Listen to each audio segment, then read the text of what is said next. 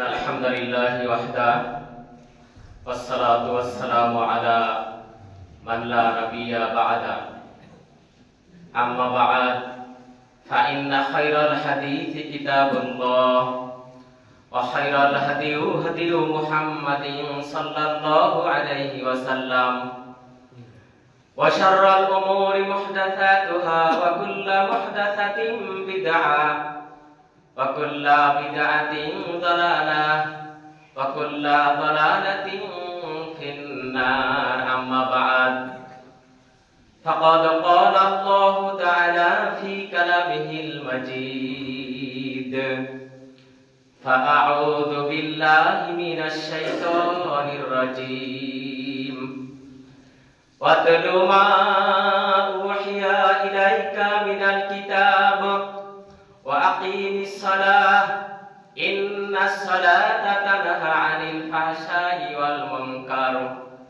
wa la dzikrullahi akbar wallahu ya'lamu ma tasna'un. Wa an Anas radhiyallahu anhu qala Rasulullah sallallahu alaihi wasallam awalu ma yuhasabu bihi al-'abd yaumal qiyamah as-salat fa'in saluhat lahu sayru amalihi wa in fasada lahu sayru amalihi rawahu silsilah sahihah. Innal hamdalillah wassalatu wassalamu ala rasulillah. মুহতারাম, আজকে জুমা মসজিদে উপস্থিত আমার প্রিয় মুসলিম ভাতৃমণ্ডলী, যাবতীয় হামদ এবং সানা আল্লাহ সুবহানাহু ওয়া তাআলার জন্য, দরুদ এবং তাসলিমাত বর্ষিত হোক আল্লাহ রাসূলের উপর সাল্লাল্লাহু আলাইহি ওয়াসাল্লাম।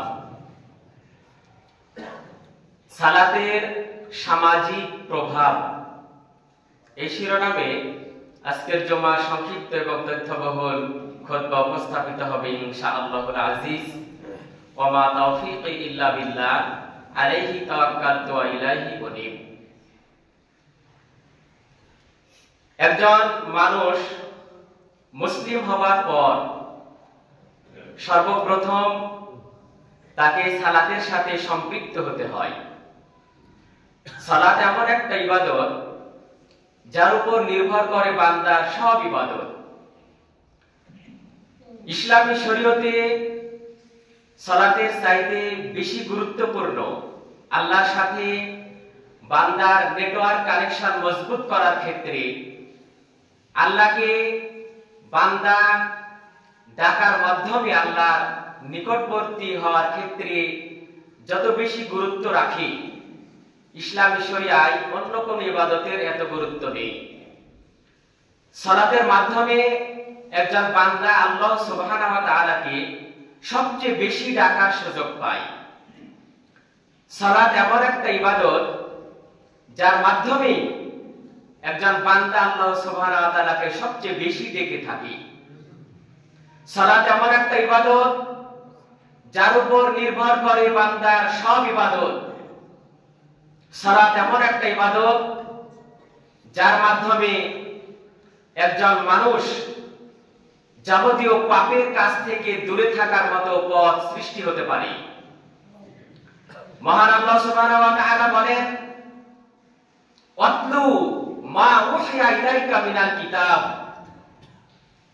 হে রাসূল, আপনি মানুষের সামনে এই কিতাব হতে পাঠ করে শোনান আপনার প্রতি যা প্রত্যাদেশ করা হয়েছে। ওয়াতলু, হে রাসূল আপনি পাঠ করুন মা উহিয়া, ওহীর বিধান হিসেবে আপনার উপর যা নাযিল করা হয়েছে, আপনার উপর যে বিধান প্রত্যাদেশ হিসাবে জারি করা হয়েছে।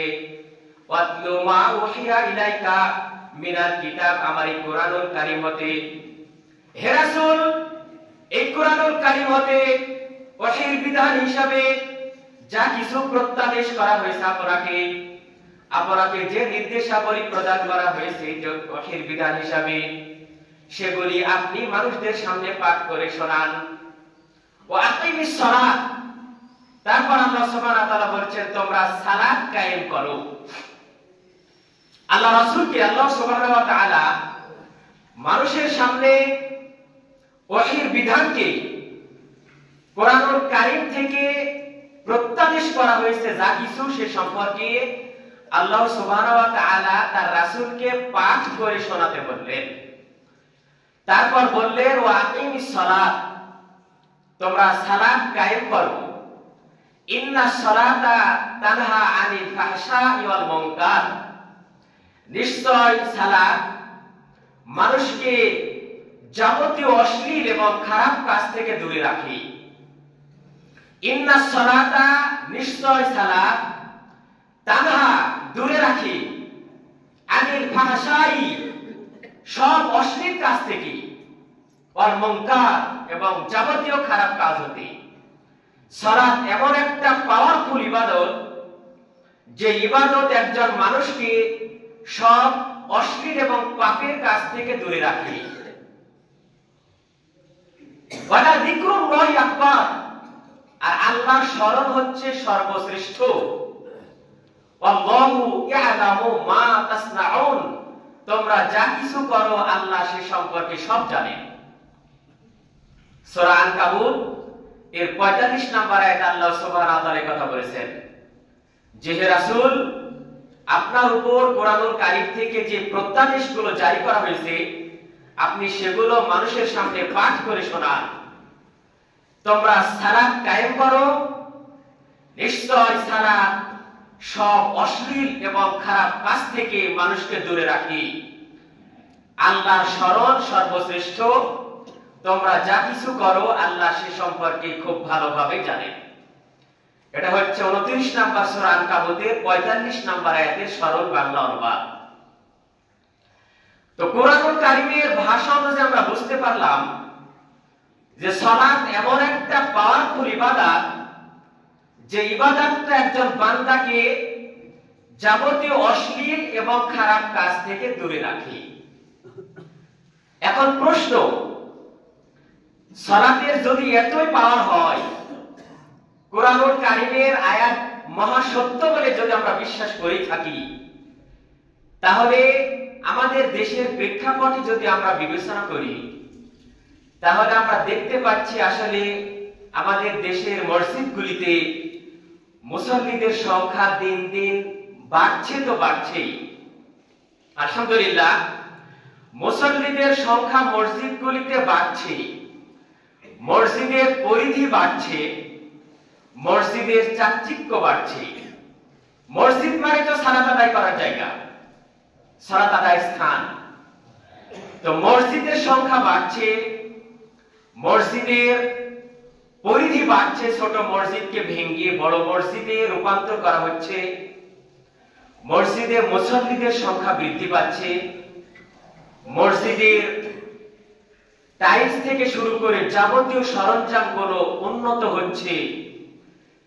কিন্তু প্রশ্ন, মুসল্লিদের সংখ্যা বাড়ছে, মসজিদের সংখ্যা বাড়ছে, মসজিদের পরিবেশ উন্নত হচ্ছে, বাংলাদেশের প্রেক্ষাপটে অশ্লীলতার সংখ্যা বাড়ছে না কমছে? বেহায়াপনা, নির্লজ্জতা, নারীদের বেগানাপনা হয়ে চলাফেরার মনোভাব, অশ্লীলতা, অবৈধ সম্পর্ক, নারী পুরুষের অবাধ মেলামেশা, সুদ, ঘুষ, মদ, জুয়া, ক্যাসিনো, টিকটক, যত রকমের অশ্লীলতা আছে জমিনের উপর, যত রকমের পাপের কাজ আছে, যত রকমের বড় বড় খারাপ কাজ আছে, এই খারাপ কাজগুলোর সংখ্যা বাড়ছে না কমছে? আমাদের দেশের প্রেক্ষাপটের দিকে তাকালে বোঝা যায় যে বাংলাদেশ মনে হচ্ছে একটা অশ্লীলতা ফ্যাক্টরিতে পরিণত হয়েছে। বাংলাদেশের প্রেক্ষাপটের দিকে তাকালে বোঝা যায় যে বাংলাদেশের প্রত্যেকটা ঘর মনে হচ্ছে এক একটা সুদের কারখানা। বাংলাদেশের প্রেক্ষাপট দেখলে বোঝা যায় বাংলাদেশের প্রত্যেকটা অফিস হচ্ছে এক একটা ঘুষের ফ্যাক্টরি। বাংলাদেশের এক একটা শিক্ষা প্রতিষ্ঠানের দিকে তাকালে দেখা যায় প্রত্যেকটা শিক্ষা প্রতিষ্ঠানে ছাত্র ছাত্রীর যে অবৈধ মেলামেশা, অবৈধ সম্পর্ক, মনে হচ্ছে এক একটা শিক্ষা প্রতিষ্ঠান এক একটা জেনা ফ্যাক্টরিতে পরিণত হয়েছে। তাহলে সালাত যদি মানুষকে অশ্লীল এবং পাপের কাছ থেকে দূরে রাখার জন্য এত বড় ভূমিকা পালন করে, তাহলে এত বেশি মসজিদ সংখ্যা, এত বেশি মুসল্লিদের সংখ্যা বৃদ্ধি পাওয়ার পরেও বাংলাদেশের প্রেক্ষাপটে কেন এরকম ভাবে এরকম অশ্লীলতা এবং পাপের কাজগুলি বেড়ে চলেছে? কোরআনুল কারীমের আয়াত কি তাহলে মিথ্যা? সূরা আনকাবুতের এই 45 নম্বর আয়াত কি তাহলে মিথ্যা? নাউজুবিল্লাহ। সূরা আনকাবুতের 45 নম্বর আয়াতে আল্লাহ সুবহানাহু ওয়া তাআলা বললেন, ইন্নাস সালাতা তানহা আনিল ফাহশাই ওয়াল মুনকার। নিশ্চয় সালাত একজন বান্দাকে সব অশ্লীল এবং পাপের কাজ থেকে দূরে রাখে, সব অশ্লীল এবং খারাপ কাজ থেকে দূরে রাখে। এটা কোরআনুল কারীমের আয়াত যদি হয়ে থাকে, তাহলে একজন মুসল্লি কি করে অশ্লীল কাজের কাছে যেতে পারে? তাহলে কোরআনের আয়াতের সাথে আমাদের বাস্তব প্রেক্ষাপটের এত অমিল কেন? কোরআনের আয়াতের সাথে আমাদের বাস্তবতার সাথে এত অমিল কেন? সমস্যাটা কোন জায়গায়? আল্লাহ রাসূল বলেন, কিয়ামতের পূর্বে এমন একটা পরিস্থিতির সৃষ্টি হবে, মসজিদ মুসল্লি দ্বারা ভর্তি হয়ে যাবে, মসজিদ কানায় কানায় মুসল্লি দ্বারা ভর্তি হয়ে যাবে, কিন্তু মসজিদের মধ্যে কোনো ঈমানদার মুসল্লি পাওয়া যাবে না। এমন একটা সময় আসবে, মসজিদ মুসল্লিতে ভর্তি থাকবে, ঈমান শূন্য মুসল্লি দ্বারা মসজিদ পরিপূর্ণ থাকবে। যার কারণে আমরা দেখতে পাই মসজিদের মধ্যে মুসল্লি, আবার চায়ের স্টলে গিয়ে দেখতে পাই যত রকমের অশ্লীল সিনেমা আছে সবগুলো মুসল্লিরা দেখে। মসজিদে মুসল্লি, বাইরে গেলেই যত রকমের খারাপ অশ্লীল যত রকমের পাপের কাজ আছে সব পাপের কাজের সাথে মুসল্লিরা জড়িত। তার মানে কি বোঝাতে চাচ্ছেন? এই সালাতের পাওয়ার গেল কোথায়? সালাত যদি যাবতীয় অশ্লীল এবং পাপের কাজ থেকে দূরে রাখে, তাহলে একজন মুসল্লি মসজিদে সালাত আদায় করার পর চায়ের স্টলে গিয়ে কি করে অনুমোদনের ছবি দেখতে পারে? কি করে একজন মুসল্লি মসজিদ থেকে বের হয়ে অন্যের ক্ষতি করতে পারে? মসজিদের মধ্যে মুসল্লি, বাইরে গিয়ে শয়তান, এটা তো সালাতের বাস্তব প্রেক্ষাপট নয়। সূরা আনকাবুতের 45 নম্বর আয়াত এই কথা বলে না? সূরা আনকাবুতের 45 নম্বর আয়াত বলে, সালাত একজন মানুষকে যাবতীয় অশ্লীল এবং পাপের কাজ থেকে দূরে রাখবে। মসজিদের মধ্যে মুসল্লি, বাইরে গিয়ে একজন বেগানা নারীর দৃশ্য দেখলে কি করে আমাদের চোখ তার দিকে ফেলফেল করে তাকিয়ে থাকে? আমাদের সালাত কোথায় যায়? আমাদের সালাতের বাস্তব প্রেক্ষাপট কোথায় যায়? তার মানে কি বোঝা যাচ্ছে? মসজিদ মুসল্লিতে ভরপুর, ঈমান শূন্য মুসল্লি দ্বারা মসজিদ ভরপুর, ঈমানদার নাই। শুধু মুসল্লিতে ভরপুর, ঈমানদার নাই। যার কারণে আল্লাহ রাসূল বলেছেন, মসজিদ হবে মুসল্লিতে পরিপূর্ণ, কিন্তু ঈমানদার পাওয়া যাবে না খুঁজে, একজন ঈমানদার খুঁজে পাওয়া যাবে না। যার কারণে মসজিদে মুসল্লি, বাইরে গিয়ে সব পাপের কাজের সাথে আমরা জড়িত। মসজিদে মুসল্লি, বাইরে গিয়ে সব অশ্লীল কাজের সাথে আমরা জড়িত। অফিসের মধ্যে একজন ঘুষখোর কর্মকর্তা, অফিসের মধ্যে ঘুষখোর, আযান দিলে আবার মসজিদে আসছে। সুদের একজন বড় ব্যাপারী, সুদখোর, সুদের যাবতীয় কার্যক্রম পরিচালনা করছে, আবার আযান দিলে মসজিদে আসে। একজন জেনাকার, অবৈধ সম্পর্কে লিপ্ত, শত শত নারীর সাথে তার অবৈধ সম্পর্ক, আবার মসজিদে আসে। একজন নেশাখোর, নেশার আড্ডায় নিজেকে গ্যাং লিডার হিসেবে আত্মপ্রকাশ করায়, নেশার আড্ডায় গ্যাং লিডার, আবার মসজিদে মুসল্লি। এইরকম ভাবে সুদ, ঘুষ, মদ, জুয়া, অবৈধ সম্পর্ক, বেহায়াপনা, নির্লজ্জতা, গান বাজনা, যত রকমের খারাপ এবং পাপের কাজ আছে প্রত্যেকটা পাপের কাজের সাথে মুসল্লি জড়িত। কারণ এই মুসল্লির অন্তরে ঈমান নাই। এমনি মুসল্লি, রং ঢঙে মুসল্লি, সাজ সজ্জায় মুসল্লি, টুপি দাড়িতে মুসল্লি, বাইরের অবকাঠামোগত ভাবে মুসল্লি, কিন্তু মসজিদ থেকে বের হয়ে গেলেই যত রকমের খারাপ কাজ আছে প্রত্যেকটা খারাপ কাজের সাথে দাড়ি টুপি আদান জড়িত। এমন কোন মানব সভ্যতা নষ্ট হওয়ার ক্ষেত্রে মুসল্লিদের ভূমিকা কম নাই। মানুষের ক্ষতি করার জন্য যত রকমের পদক্ষেপ আছে মুসল্লিদের দ্বারা সবকিছু হচ্ছে। মসজিদের মধ্যে মুসল্লি, বাইরে গিয়ে শয়তানের লিডার, মসজিদের মধ্যে মুসল্লি বাইরে গিয়ে প্রত্যেকটা পাপের কাজের সাথে জড়িত। যত রকমের বড় বড় পাপ আছে, এমন কোন পাপ নেই যে পাপের কাজের সাথে মুসল্লিরা জড়িত নাই। তার মানে সূরা আনকাবুতের ৪৫ নম্বর আয়াত ব্যর্থ হয়ে গেল। সূরা আনকাবুতের ৪৫ নম্বর আয়াত যে বলল যে সালাত এমন একটা পাওয়ারফুল ইবাদত, এই সালাত এমন একটা শক্তিশালী ইবাদত, এমন একটা ক্ষমতাধর ইবাদত, এই সালাত একজন মুসল্লিকে প্রত্যেকটা অশ্লীল এবং পাপের কাজ থেকে দূরে রাখে। এই সালাত ইন্না সালাতা, এখানে ইন্না শব্দটা ব্যবহার করা হয়েছে। নিশ্চয়, অবশ্যই, অফকোর্স, অবশ্যই ইন্না সালাতা, নিশ্চয় এই সালাত তানহা দূরে রাখে আনিল ফাহশাই, সব অশ্লীল কাজ থেকে। অশ্লীল কাজ মানে যত রকমের পাপের কাজ আছে, যত রকমের বেহায়াপনা আছে, যত রকমের নোংরামি আছে, সব অশ্লীল কাজ থেকে এই সালাত একজন মুসল্লিকে দূরে রাখে। তাহলে নিশ্চয় একজন মুসল্লি কখনোই টেলিভিশনের পর্দায় একজন বেগানা নারীর ছবি দেখতে পারে না। ওটা কি স্বাধীনতা? একজন মেয়ে অর্ধরঙ্গ হয়ে টেলিভিশনের পর্দায় নাচছে, মনিটরে নাচছে, ওটাকে স্বাধীনতা না অশ্লীলতা? তার দেহে অর্ধেক পোশাক আছে, অর্ধেক পোশাক নাই। এই ৩ নম্বর শ্রেণীর মুসল্লিরা সাহেস্টরে গিয়ে ফেলফেলকে তাকায় থাকবে নারীর দৃশ্য দেখে। ওই নারীর অর্ধরঙ্গ দৃশ্য না দেখলে তার কলিজা ঠান্ডা হয় না। ওই নারীর অর্ধরঙ্গ দৃশ্য না দেখে তার মন জোড়ায় না। যেই চক্ষু বেগানা নারীর দিকে তাকিয়ে চক্ষু অবনত করে না বিদ্যুৎ গতিতে, ওই চক্ষু কি জাহান্নামের আগুন থেকে নিজেকে বাঁচাতে পারবে? যে মুসল্লি মসজিদের মধ্যে মুসল্লি বাইরে গিয়ে এরকম ভাবে অশ্লীল ছবির সাথে যুক্ত থাকে, ওই সালাত কি কবুল হয়েছে বলে মনে হয়? যার সালাত কবুল হবে তার জন্য সূরা আনকাবুতের ৪৫ নম্বর আয়াত।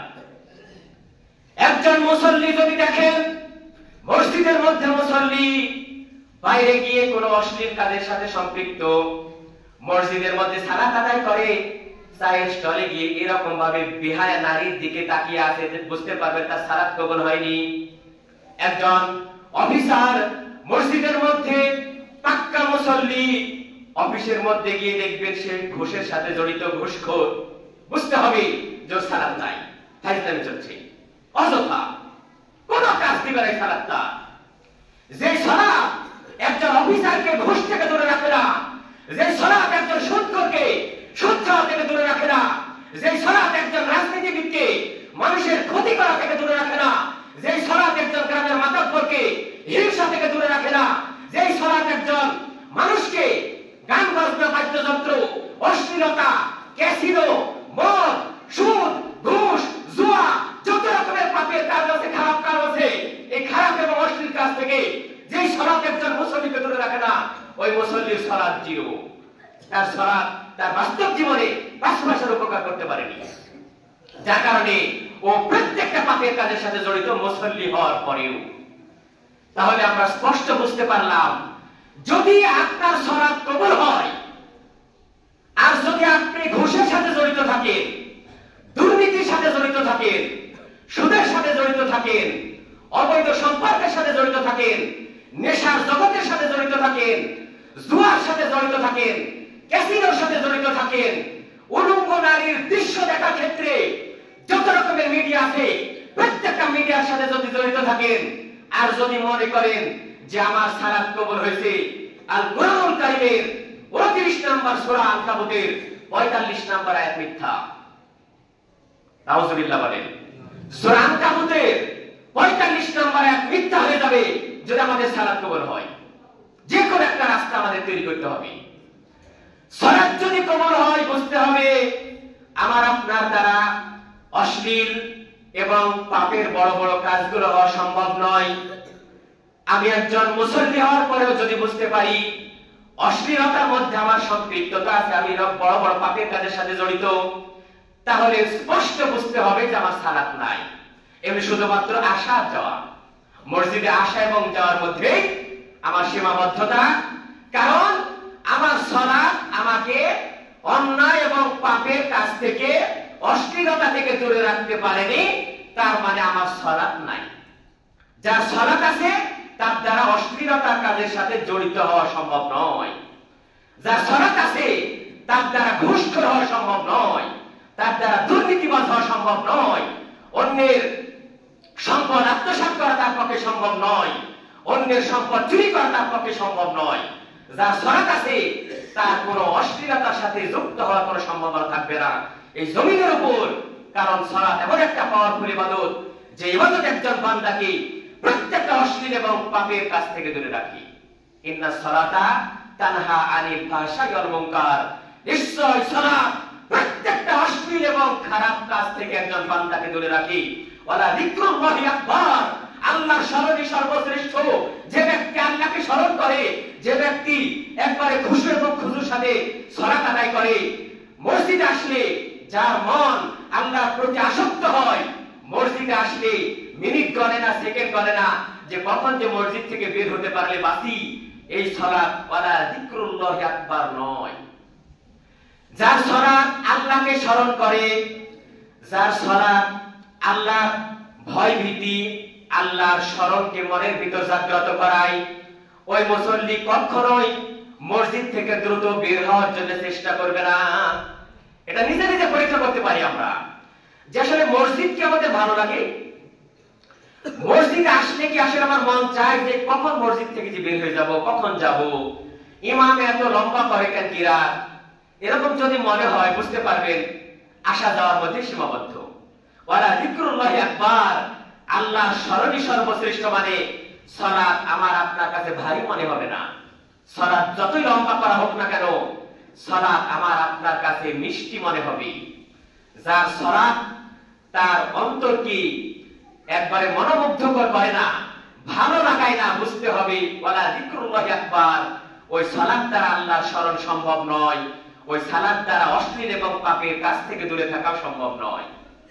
এটা আপনি বুঝতে পারবেন যে আসলে মসজিদকে আমাকে ভালো লাগে কিনা। চায়ের স্টলে 1 ঘন্টা সময় কাটাতে বিরক্ত হয় না, আর মসজিদে 10 মিনিট গেলে বিরক্ত হয়, বুঝতে পারবেন সালাত জিরো। এমনি আসা যাওয়ার মধ্যে সীমাবদ্ধ আমরা আছি। আমাদের সালাত অশ্লীলতা থেকে কোনোদিন আমাদেরকে বাঁচাবে না, আমাদের সালাত পাপের কাছ থেকে কোনোদিন বাঁচাবে না, আমাদের সালাত আমাদেরকে খারাপ কাজ থেকে দূরে রাখবে না। কারণ 3 নাম্বার শ্রেণীর মুসল্লি হয়ে আমরা পৃথিবীতে বিচরণ করছি। মসজিদে আসা এবং যাওয়া, যত রকমের ফাঁকিবাজি আল্লাহকে দেওয়া যায় সব ফাঁকিবাজির সাথে আমরা জড়িত। যত রকমের 2 নম্বরী, যত রকমের এই প্রতারণা, যত রকমের হিংসা বিরোধিতা, যত রকমের খারাপ কাজ আছে, প্রত্যেকটা খারাপ কাজগুলো আমাদেরকে ভালো লাগে, আর আল্লাহর স্মরণটা আমাদের ভালো লাগে না। কারণ মসজিদে আসলে আমাদের বিরক্ত মনে হয় যে কখন যে ইমাম খুতবা শেষ করবে, কখন যে সালাত শেষ হবে, কখন যে বাইরে বেরোতে পারবো, তখনই মনে হয় শান্তি। এর নাম সালাত নয়। এই সালাতের মাধ্যমে একজন বান্দা আল্লাহকে স্মরণ করে না, শুধুমাত্র আল্লাহকে ফাঁকি দেওয়ার জন্য মসজিদে আসি। এরা হচ্ছে জমিনের উপর সবচেয়ে বড় মুনাফিক। ইন্নাল মুনাফিকিনা, আল্লাহ সুবহানাহু ওয়া তাআলা বলেছেন নিশ্চয় মুনাফিকেরা সালাতের মধ্যে আল্লাহকে ফাঁকি দেয়, কম স্মরণ করে। ওয়া ইযা কামুস সালাতা কামু কুসালা, যখন ওরা সালাতে দাঁড়ায় তখন খুব অলস ভাবে দাঁড়ায়। ইন্নাল মুনাফিকিনা ইউখাদিউনা আল্লাহ ওয়া হুয়া খাদিউহুম, নিশ্চয় মুনাফিকেরা আল্লাহকে ধোঁকা দিতে চায়, কিন্তু সত্যিকার অর্থে ওরা নিজেরা নিজেদেরকে ধোঁকা দেয়। সূরা নিসার 142 নম্বর আয়াত। ইন্নাল মুনাফিকিনা, নিশ্চয় মুনাফিকেরা ইউখাদিউনা আল্লাহ, আল্লাহকে ওরা ধোঁকা দেয়, আল্লাহর সাথে প্রতারণা করে। বাস্তব সত্য হচ্ছে, মহা সত্য হচ্ছে ওয়া হুয়া খাদিউহুম, তারা নিজেদেরকে ধোঁকা দেয়। ওয়া ইযা কামু ইলা সালাতি কামু কুসালা, যখন তারা সালাতে দাঁড়ায় তখন খুব অলস ভাবে দাঁড়ায়, সালাত ভালো লাগে না, সালাতে তারা মজা পায় না, সালাত তাদের কাছে মিষ্টি লাগে না। ওয়া ইযা কামু ইলা সালাতি কামু কুসালা, যখন তারা সালাতে দাঁড়ায় তখন অলস ভাবে দাঁড়ায়, কোনো গুরুত্ব থাকে না আল্লাহকে সন্তুষ্ট করার জন্য। ওয়ালা যিকরুল্লাহি আকবার, আল্লাহর স্মরণই হচ্ছে সর্বশ্রেষ্ঠ স্মরণ। এখানে আমরা ব্যর্থ। ওয়া ইযা কামু ইলা সালাতি কামু কুসালা, যখন তারা সালাতে দাঁড়ায় অলস ভাবে দাঁড়ায়। ওয়ালা ইয়াযকুরুনাল্লাহা ইল্লা কালিলা, ওরা আল্লাহকে খুব অল্প পরিমাণে স্মরণ করে থাকে। তাহলে এই মুসল্লিদের সালাত কি করে অশ্লীল এবং খারাপ কাজ থেকে দূরে রাখবে? যার অন্তরে আল্লাহর ভয় সৃষ্টি হয় না, আল্লাহর স্মরণ সৃষ্টি হয় না সালাতে, সালাতটা যার কাছে ভারী মনে হয়, তার সালাত কি কোনোদিন তাকে অশ্লীল এবং খারাপ কাজ থেকে দূরে রাখবে? যার কারণে আমরা বাস্তব প্রেক্ষাপট দেখি যে মসজিদে মুসল্লি বাইরে অফিসে গিয়ে ঘুষখোর, মসজিদে মুসল্লি বাইরে গিয়ে সুদখোর, মসজিদে মুসল্লি বাইরে গিয়ে প্রতারক, মসজিদে মুসল্লি বাইরে গিয়ে দালাল, মসজিদে মুসল্লি বাইরে গিয়ে নেশার জগতের সাথে জড়িত, মসজিদে মুসল্লি বাইরে গিয়ে অবৈধ সম্পর্কের সাথে জড়িত, মসজিদে মুসল্লি বাইরে গিয়ে জোয়ার আড্ডার সাথে জড়িত, ক্যাসিনো নিয়ে ব্যস্ত, যত রকমের খারাপ খেলাধুলা আছে, গান বাজনা আছে, প্রত্যেকটা হারাম খেলাধুলার সাথে এরা জড়িত। মসজিদে মুসল্লি বাইরে গিয়ে ফেসবুক, ইউটিউব, টুইটার, যত রকমের অশ্লীল নারীদের দৃশ্যগুলোর সাথে জড়িত। এই সালাত কোনদিন আমাকে আপনাকে অশ্লীল এবং পাপের কাছ থেকে দূরে রাখবে না, স্পষ্ট প্রমাণ করে।